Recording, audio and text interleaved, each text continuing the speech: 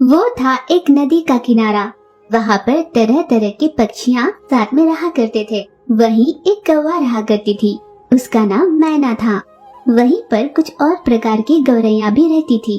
उनमें सोनी और सिरी की बहुत गहरी दोस्ती थी। उन्हीं के साथ कौवा भी रहा करती थी। एक दिन सोनी और सिरी उनकी दोस्त कौवा से कहती है, मैना, हम सैर पर जाने की सोच रहे हैं, क्या तुम हमारे साथ चलोगी?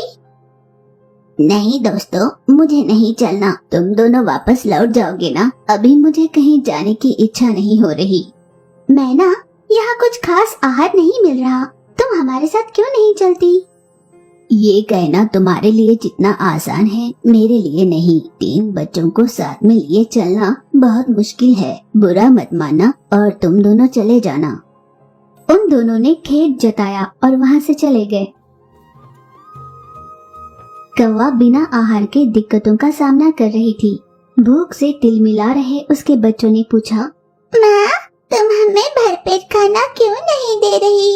एक दिन भरपेट खाना मिल जाए तो अगले दिन भूखा रहना पड़ता है, ऐसा क्यों है माँ? यूँ मुंह लटकाकर बच्चों ने माँ से पूछा। बच्चों को इतना उदास देखकर माँ भी बहुत उदास हुई। माँ ने हिम्मत जुटाकर बच्चों से सारी बात कह दी।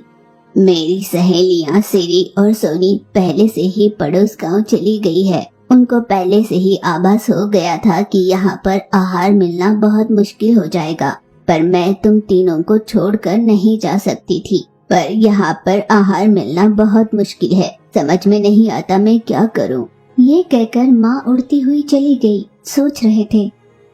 कौवा बहुत दूर दूर तक उड़ती हुई आहार की तलाश करने लगी, पर उसे कहीं भी आहार नहीं मिला। वो थक हार कर एक पेड़ पर बैठी तो उसे पानी में एक टांग पर खड़ा एक सारस दिखाई दिया।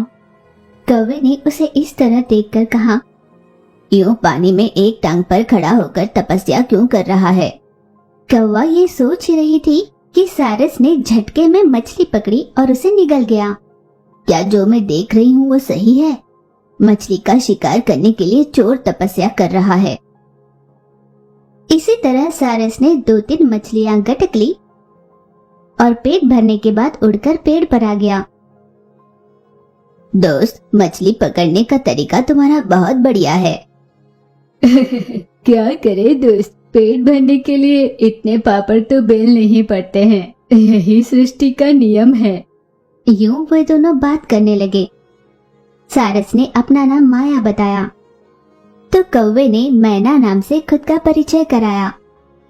दोनों बहुत देर तक बातें करने लगे। मैना ने उसे अपनी सारी परेशानियां बताई।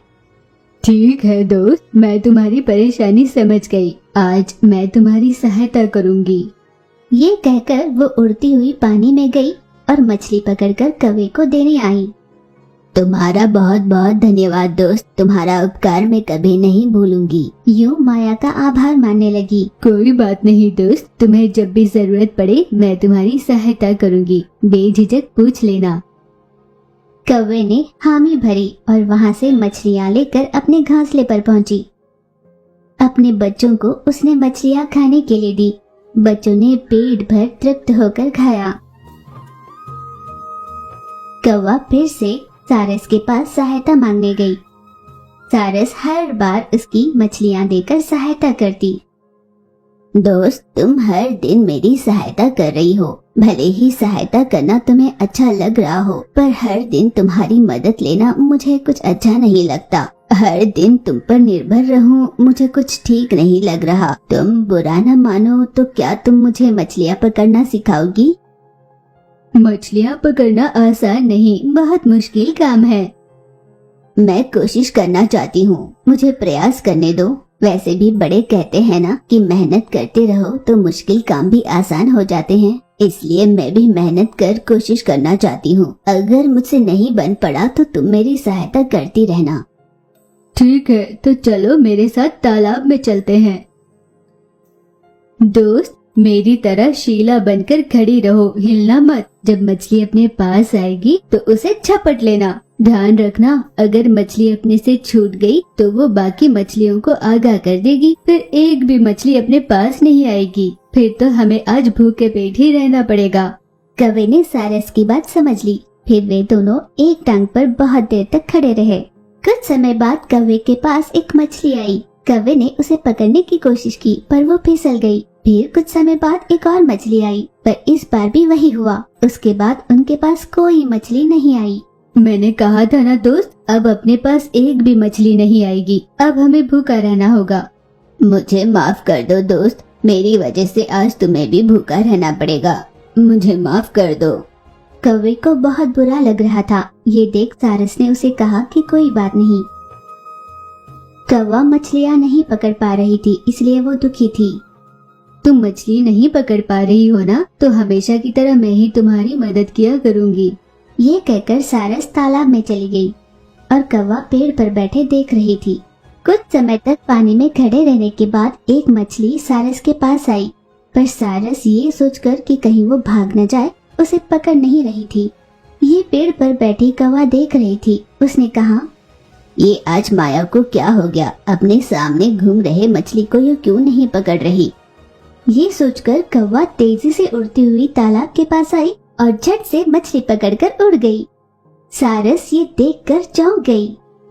कौवा अपनी पकड़ी हुई मछली को पैर के पास रखकर टहनी पर खड़ी रही। अरे दोस्त, तुमने तो बहुत बढ़िया काम किया। हाँ, मैंने सोचा नहीं था कि मैं मछली पकड़ पाऊंगी।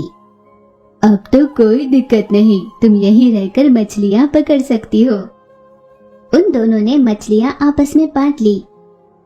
कौवा मछली लेकर अपने बच्चों के पास पहुंची